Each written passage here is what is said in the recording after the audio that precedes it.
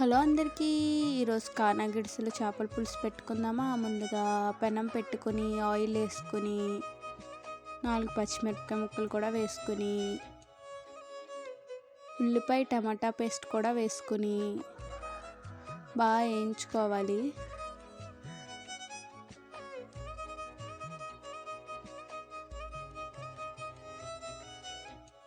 బాగా వేగాక 2 స్పూన్లు అల్లం వెల్లుల్లి పేస్ట్ కూడా వేసుకుని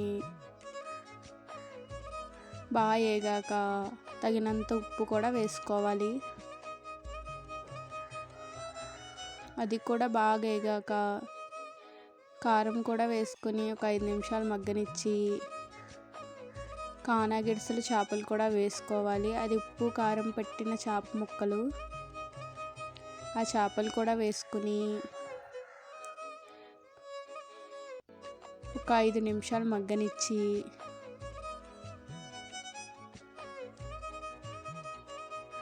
చింతపండు నానబెట్టుకుని పక్కన ఉంచుకొని గుజ్జు తీసుకుని ఉంచుకోవాలి. అది బాగా మగ్గాక అందులో ఈ పులుసు వేసుకోవాలి. చింతపండు పులుసు వేసుకొని ఒక 10 నిమిషాలు మగ్గనివ్వాలి. స్లోగా కలుపుకోవాలి. 10 నిమిషాలు మగ్గితే కానా గిడిసెల చేపల పులుసు రెడీ.